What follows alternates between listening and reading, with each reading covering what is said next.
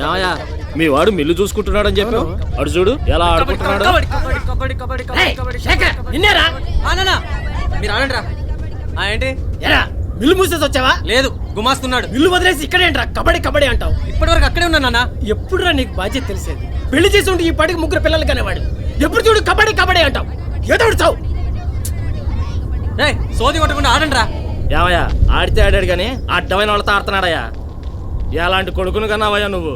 వాళ్ళేంటి మనమేంటి? ఊరుకోవా, నీ కొడుకు ఆ మంగతో తిరుగుతుంటే ఎన్నిసార్లు నువ్వు తిట్టావు? ఒకసారైనా నీ మాట విన్నాడా? ఏదో చెప్పొచ్చు.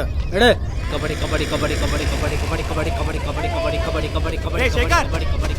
వచ్చాడు రా వసూలు రాజా గారు. ఎరా ఈ రోజు లేటేనా? మొండి బాకీరా, వసూలు చేసుకుని వచ్చేసరికి లేట్ అయింది. అట్నుంచి అంటే ఇంటికి వెళ్ళాల్సిందిరా. ఇక్కడికి ఎందుకు వచ్చావు? వ్యాపారం మీద శ్రద్ధ ఆటలో కూడా ఉండాలి. రే మీ నాన్న మీద ఉన్న కోపం వాడిపైన ఎందుకు చూపిస్తావు? రే నువ్వు చొక్కా అయిపోయి రారా. రే సూరిగా నువ్వు బయటికి వెళ్ళరా.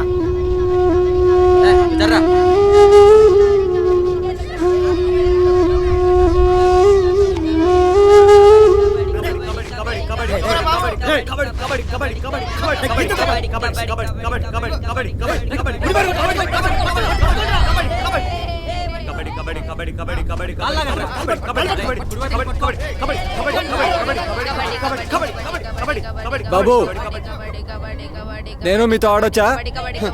ఎందుకు సార్ ఈ వయసులో తగలరాని చోటు తగిలితే? పోనీ ఆ పిల్లలతో ఆడుకుంటారా? ఒరేయ్ సార్ మనోడే ఆడిపించుకోండి రా. నేను చెప్పాను మీరు వెళ్ళి ఆడుకోండి సార్.